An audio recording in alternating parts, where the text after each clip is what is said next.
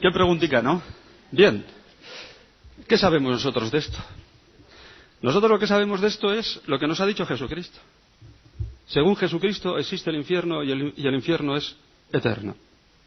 Son muchas las ocasiones en las cuales Jesucristo ha hablado de este tema. Dice, por ejemplo, el capítulo 25 de San Mateo, ¿no? Que habla del más allá, cuando los que cuando resucitemos y digamos, pero bueno, ¿cuándo te he visto yo a ti y tal? Apartaos de mí, malditos, ¿no es cierto? Jesucristo habla con palabras realmente duras. Y la Iglesia cree en el infierno, pues sencillamente porque ha hablado Jesucristo de él. Como comprenderéis, la Iglesia no se va a inventar espontáneamente un dogma tan difícil, ¿no es así? Luego, por si fuera poco, la existencia del infierno es dogma. En el Concilio Lateranense IV del año 1215. Luego también está definida que la de condenación de los que mueren en pecado mortal en la bula Benedictus Deus de 1336 de Benedicto XII. Y del infierno habla también en el número 48 la Lumen Gentium, es decir, el Concilio Vaticano II, ¿no? Y otros documentos de la Iglesia. El Catecismo habla muchísimo del infierno. Y el Catecismo dice en concreto, la Iglesia cree en la existencia del infierno eterno. La existencia, porque por lo menos en él existen ya los demonios. No nos olvidemos de esto. Muchos teólogos, cuando hablan del infierno, no cuentan con los demonios. ¿Entendido? Entonces, la pregunta es esta, ¿nos salvaremos todos? Pues vamos a decir lo que dice la Iglesia, no lo que pudieran ser opiniones de un teólogo o de otro, que en esto se pueden equivocar.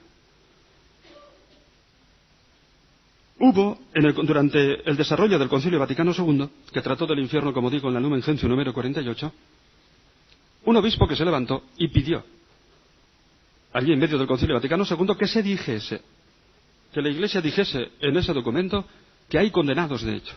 ¿Entendido? Que de hecho hay gente que se condena. Y entonces la Comisión Teológica, que es la autoridad de la Iglesia para dar la interpretación oficial, respondió, no es necesario que digamos que hay condenados de hecho, porque en este párrafo estamos utilizando las mismas palabras de Cristo. Irán, se condenarán, más les valiera no haber nacido. Con lo cual se está dando a entender que habrá condenados de hecho. Las mismas palabras de Cristo lo dan a entender. ¿Entendéis? Entonces, claro, la objeción que se hace es inmediatamente la siguiente. Pero ¿cómo es compatible esto con la existencia de un Dios que es bondad, que es misericordia? ¿No es así? Inmediatamente es la objeción que se nos pone al infierno. Y lo primero que hay que decir es lo siguiente, que Dios no ha hecho el infierno. No penséis que Dios hizo desde el primer día el cielo y al lado una cárcel, ¿no? Preparada ya, ¿entendido? Para que vayan todos aquellos que rechazan el camino de la vida. Dios no hizo ninguna cárcel, Dios no hizo ningún infierno. Dios no ha creado otra cosa que el cielo inaugurado por Cristo el día de su resurrección. Es lo único que Dios ha creado. Entonces, ¿qué es el infierno? El infierno es la situación de aquellos que rechazan el amor de Dios. O como dice el Catecismo, se autoexcluyen del perdón. El infierno lo crea aquel que peca. Aquel que no se deja perdonar por Dios. Aquel que no se deja amar por Dios. Aquel que en su soberbia quiere permanecer en sus pecados. De tal manera que esto es una posibilidad, ciertamente. Porque cabe la posibilidad del rechazo del perdón. Y el que rechaza el perdón que le viene de Dios, el que se ríe de ese Dios nuestro que ha hecho el ridículo por nosotros en la cruz, ese se condena. Pero se condena a él. Ciertamente yo no niego que aquí no haya un misterio, pero es el misterio de cómo Dios respeta la libertad del hombre. Ese es el misterio más profundo que hay.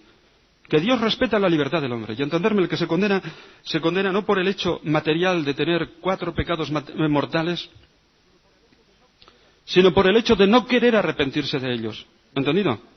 Es decir, es la soberbia la que condena al hombre. Claro que Dios es misericordioso.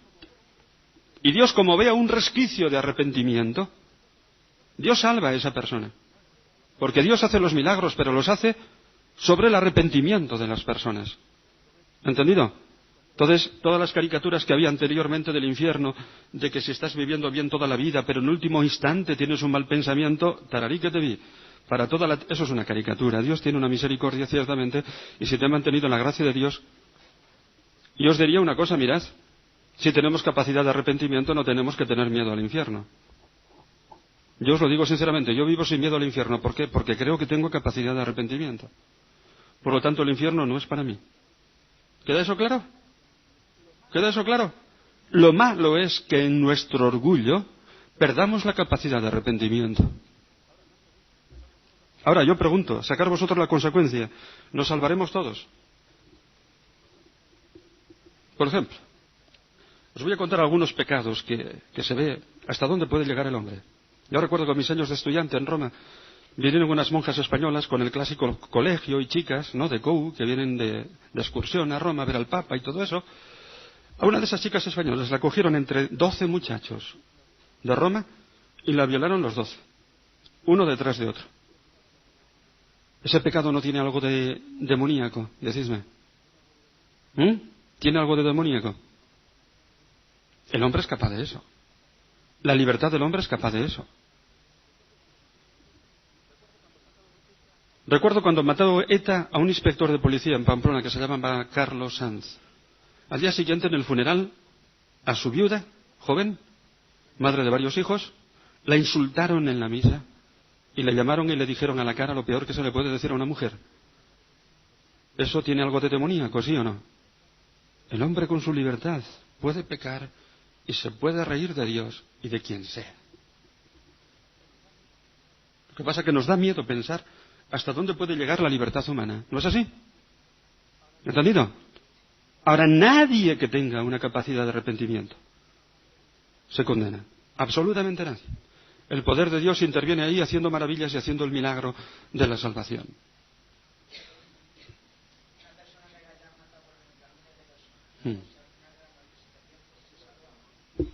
Si el arrepentimiento es sincero, fíjate lo que te digo, sincero.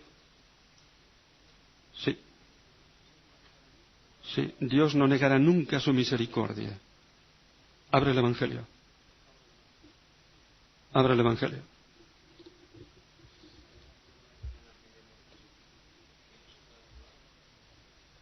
Pero nosotros no sabemos de nadie en concreto en qué condiciones ha muerto. ¿No es así?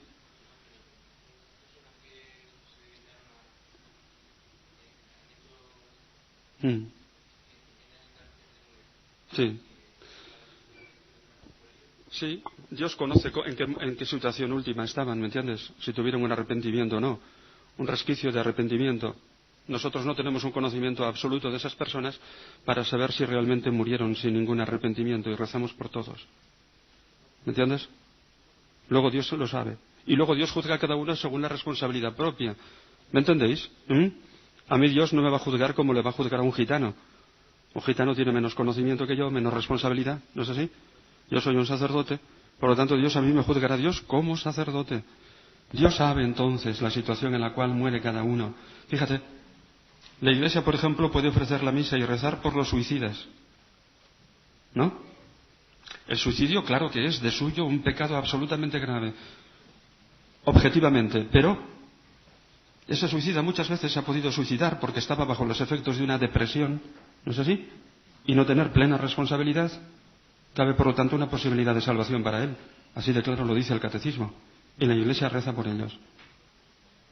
Y la Iglesia, pues, podría hacer un funeral, pues, no sé, pues por un pecador gordo que ha muerto y que era cristiano, ¿no? Y que sus padres, pues, piden el funeral por él, etcétera. Es decir, nosotros no tenemos el conocimiento de Dios y, en cualquier caso, nosotros le pedimos que a Dios, ¿no?, por su misericordia para esa persona concreta. Y aquí había otra chica. Ah, chica, eres chico. Una muerte instantánea o rápida, por ejemplo, se les oculta o algo de eso, no tiene tiempo para arrepentirse y está en pecado, sí, una de las cosas por las que ha pedido siempre el cristiano es para que Dios nos libre de la muerte repentina. ¿Lo sabéis eso? Para que nos libre de la muerte repentina. Eso se ha pedido siempre en las letanías. Se nos ha olvidado pedirle al Señor que nos dé esa gracia. ¿Entendido? Que nos dé la posibilidad de un arrepentimiento, de los sacramentos, etcétera. Y qué curioso. Hoy en día la gente moderna prefiere morir repentinamente. ¿Sabéis por qué? Pues para no tener ningún trauma ni ninguna cosa, ¿no?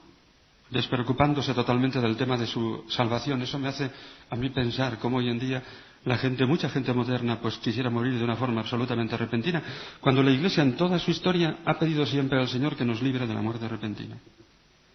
Porque indudablemente uno tiene más posibilidades de arrepentimiento, en principio, ¿no es así? Aquí tenemos más preguntas.